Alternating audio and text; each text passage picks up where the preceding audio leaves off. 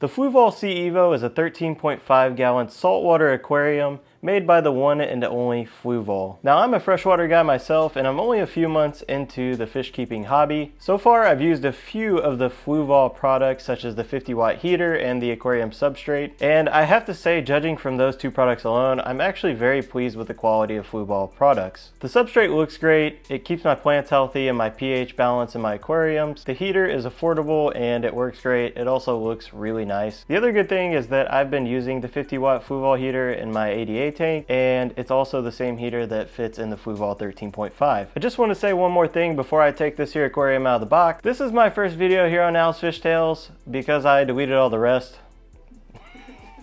Because of that, today's sponsor is myself. Please head down to the description or the top pinned comment below to see the aquarium products that I use. They are products that I actually use, not just something that someone paid me to say. These links will help to support my addiction and more future content if this video doesn't suck.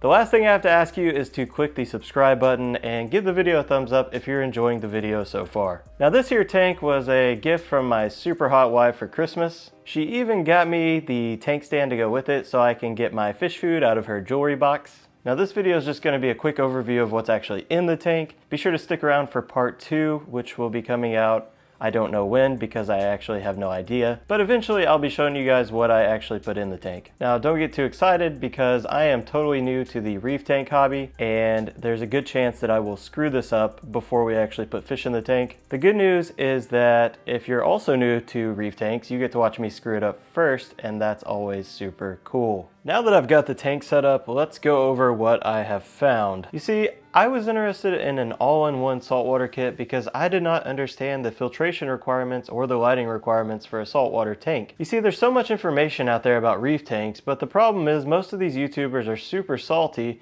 and they don't explain the basics. This tank comes with two different light options. One is a really dark blue and the other one is pretty light. Now the light is not adjustable in any way except for changing the color, and there's no timer setting on it, so you'll have to get a manual timer. The tank itself is aesthetically very pleasing, and although the tank is super eye-catching, when we get under the hood of this tank and actually see the mechanics behind what makes it work, I was a bit surprised. The whole reason I wanted a saltwater kit was because I thought there was some kind of wizardry going on behind the curtain that makes these tanks function. All these YouTubers I watch have super crazy setups and what looks to be toilet paper rolls filtering out their tanks. Instead, what I found in the Fluval Evo 13.5 was a regular pump and a piece of foam with some ceramic and carbon in it.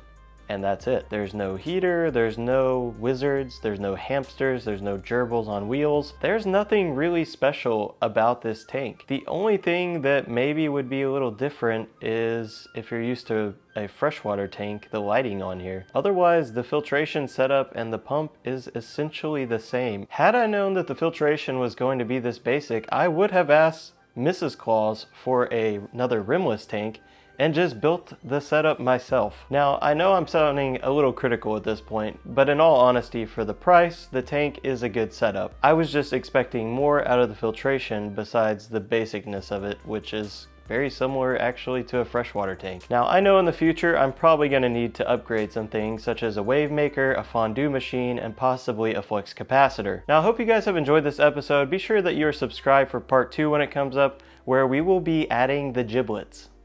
I'll catch you guys in the next one.